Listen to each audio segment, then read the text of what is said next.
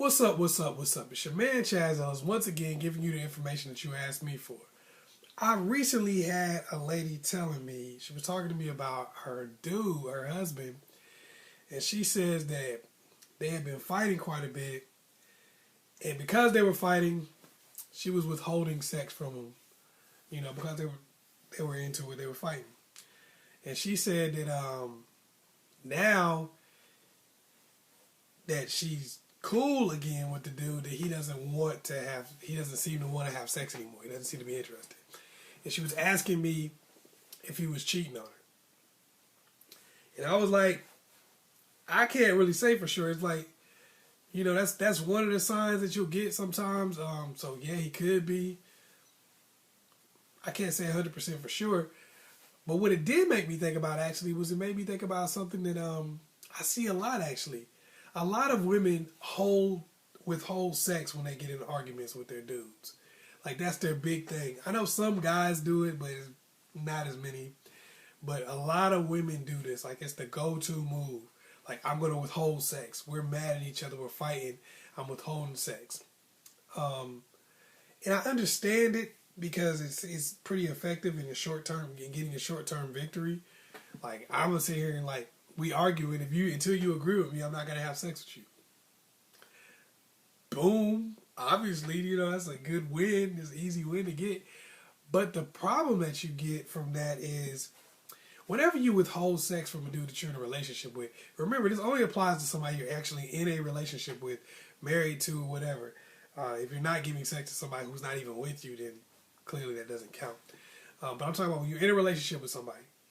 When you withhold sex from somebody who you're in a relationship with, you're not punishing them for whatever it is that they did. You're not punishing them for argument. You're not punishing them for saying something to you that you didn't like. All you're punishing them for is being in a relationship with you and being committed to you and being faithful. And a lot of people are like, what is that supposed to mean? If he doing me wrong, I got a right to do this. Okay, I understand what you're saying, but listen to me. You're not punishing the dude for calling you something or saying something stupid. You're punishing the dude for being faithful to you. Basically what you're doing, and a lot of women get mad at me about this because when you tell somebody something a lot of times, it is true, it pisses you off sometimes, but a lot of women don't realize this. A lot of dudes are trepidatious about getting in a relationship with somebody anyway. Just because of the fact that they don't want to give up that kind of power where it's like, now you're my only source of sex. So every time you get mad at me, then you're going to be like, I can't have sex with you. So what you're basically saying is, it's not that I said what I said or I did what I did that pissed you off.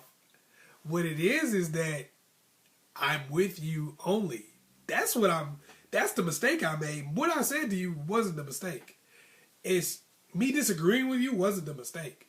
It's the fact that I was with you in the first place that was the mistake. Because if we weren't together and you were sleeping downstairs and we ain't having sex, I would have been like, I'm going to go over someone else's house, so it doesn't really matter. You're not having sex, I guess. But I am. So that's kind of what you run into. Is a lot of women, when they withhold sex, they don't really think about it like that. They don't really think about the fact that I'm not punishing this dude for what he did. I'm punishing him for being in a relationship with me in the first place. I'm basically telling him that committing to a relationship is a bad idea because it gives me such great power. And guys usually react to this in like one of three ways. First, that way they react to it is to just kind of, they'll go for it. They'll go for it. And they'll just resent you. Until they get to the point where, like the lady's husband, they'll go for it until they get to the point where they get used to going without sex. Where it's kind of like a thing where they're like, okay, you know what? Sex really ain't that important to me. I'm cool. Because I'm not going to just let you use this all the time. That'll happen. So then sex stops being important to them. The second thing that happened, the obvious one that most people run into, they just cheat on you. I mean, clearly. That's the obvious one. That's what everybody like, oh, they just cheat on. Yeah, that's that one. And then the third one is they'll just leave. Simple as that. Just check you the deuces. A lot of people get upset about that. They're like, well, if he's going to leave me because I won't have sex with him, and this is wrong. He's not a real man. Okay, you got to step back from yourself for a second. You know, one of the greatest skills is to be able to put yourself in someone else's shoes, because it allows you to know what that person is going to do. A lot of people don't do that. A lot of women really aren't programmed to be able to do that with men. You know, they kind of, as we grow, we kind of get, guys kind of learn, okay, you're supposed to understand what she's going through, what she's thinking, but they don't really do that for women with men. They don't really, that information isn't constantly being pushed at you. But anyway, but it's a very good skill to be able to know what someone else is going through so you can predict what they're most likely going to do in a certain situation. I'll break it to you like this, break it down to you. Say you started a job, and it was dope. It was a good job. But at the time, you was working in a bunch of different places and everything like this. But this one seemed to be really good. It seemed like to be the one that paid the best. It was like in the best location. You felt like you had the most room for upper mobility. It was just a really good job. And they said, you know what? If you want to work at this job, we need you to sign a lifetime contract. That means you can't work anywhere else other than here. Okay, this is the only place you can work right now. And you're like, well, I don't know, but it seemed like a good place to work. It seemed like somebody I'd like to work. So you was like, okay, fine. You signed this contract. You signed a contract. You worked there for like 6 months. And all of a sudden, when you come to work, your boss is saying stuff like, hey, you didn't turn in those copies yesterday. We're not going to pay you. You're like, whoa, you wasn't doing this when I first started working here. What is wrong with you? You going to just come at me and tell me you're not going to pay me? You're not going to pay me? No, you're not. We're not going to pay you. Oh, yeah, and because you pissed us off, you know, your parking space is usually right up here by the door, but you need to park across the street, okay? Of course you'd want to quit that job immediately. Whatever contract you sign wouldn't matter. You'd be like, I don't care. I want to quit. Or you go work somewhere else also.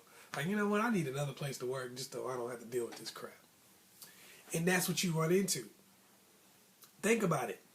When you get in a relationship with somebody, you start, I'm withholding sex. You're withholding one of the basic things that they thought they were going to be able to get. And some women don't just do it with sex. Some women do it with the kids. Every time they get mad at the dude, it's like, I'm going to pack up the kids and I'm leaving. So what you're programming this dude to feel is that the kids are actually yours. Well, I guess they belong to you then, not me. Okay, well.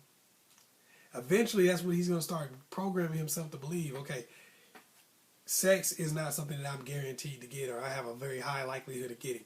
I can say one wrong thing and that's gone. Okay, I say something or do something that pisses you off, you immediately take my kids away. You lock me out of the house. So this house isn't really mine, it's yours. So when things don't belong to people, people don't care too much about them. You can't expect somebody to be as gung-ho about loving your child when you take your child, pack up and leave. Every time you get mad at the person, it's like, okay, I'm taking my kid, I'm leaving. But that's your kid now. So later on down the road, if y'all do break up, you can't really expect them to see the kid as being both of yours. They're going to push most of that responsibility on you. Even in your relationship, you can't expect them to be like, you're like, look, we need to work something out to where we do this and that with the child, okay? So they're going to be like, no, that's your responsibility because you're already telling them that that's your child. You see what I'm saying? You're taking off with the kid, so they're not going to be willing to make the same sacrifices that you would because you always going to have the child. They're not. So, you know, you got to look at it that way. If you kick them out of their house and they're like, say they wanted to do something, I don't know, say they was like, I want to save up for this business, and y'all was about to get evicted from your apartment or your house might possibly get foreclosed on. He was like, well, you need to spend this money rather than on your business. Why? If I piss you off, I lose my house. But if it's my business, even if I piss you off, it's still my business. You see what I'm saying? When you do things like that, you actually take a person and disconnect them from the relationship. because they start seeing you as being somebody who takes things that they care about whenever you get mad. So the solution is to not care. That takes away your power. You have to understand, when you play with certain stuff, you make a person not care. They'll do everything in their power to not care about you anymore. A lot of times women say, I left him because he was cheating on me. Actually, he left you. Men will often cheat on you as a form of leaving you. They don't want to leave. They don't want to be like, oh, I left my family, or oh, I left my girl, because they don't want that burden on them. So what they'll do a lot of times is just keep cheating on you until you have no choice but to leave. They're unhappy, and they do that for that purpose. And a lot of times that happens because the takeaways. I'm not saying every dude that cheats is cheating because of the takeaways. I'm just saying if it applies to your particular situation, think about it. If you're doing a lot of the takeaways and then all of a sudden your dude starts cheating on you, maybe the two things went together. When you do those kind of takeaways and you try to punish a grown man, a lot of women revel in that. You go downstairs and sleep on the couch. Now, let's see how you feel getting that Vaseline out and handling your own business. Now, hope you got some Jergens down there. Got you. Now look at you. Now you sad. And they do that, right? And then by the same token, get mad when the dude sleep with somebody else. How you gonna get mad? Just the way you reveled in dismissing him and telling him to go sleep on the couch, he's reveling in the fact that he is now hurt you in the same way. You reject the person, make them feel bad, belittle them. Now they took that power away from you. Because now, even if you try to do that again, you know deep down in the back of your mind, like for instance, if a guy cheats on you because you was doing that and all that kind of stuff, you might be like, well, I'm not going to have sex with you anymore anyway. Now I'm definitely not going to give you none. Okay, he wasn't getting any from you before. And you also know in the back of your mind that if you don't let him hit, he's probably going to cheat on you again. So now you're in a different situation and you don't have the same power by even being in a relationship with him. So I say save your power and don't use that as a method of getting your way, because it's going to always backfire. Once again, it's your man, Chazz Ellis. I want y'all to hit me up on Ask Chazz Ellis on Facebook. Also, go to the website, thechazzellisproject.com. On Tuesdays, everybody, if you hit me up on Facebook and stuff, and if you got any kind of music or spoken word or anything you feel is a talent, I'm gonna have Talented Tuesdays. I'm gonna post whatever it is you guys send out, like the best of whatever you guys send out. I'm gonna post it up there on the Chazz Ellis Project so that people can see it, and that's gonna be like, you're gonna get clips and stuff like that, rap, music, singing, acting. It doesn't matter what it is. I'm just gonna kind of pick out the best stuff, and we're gonna post it and just have Talented Tuesdays where people can talk about it, comment, help you get a few more fans. So if you're interested in that, make sure you send that information to me. Okay, go on Facebook and contact me. Ask Chazz Ellis on Facebook. Once again, it's your man Chazz Ellis. Anybody need to see this video, you need to let them go ahead and do that. Share it. Even if you see people that don't need to see the video, share it anyway. Why not? Also, like and subscribe. Peace.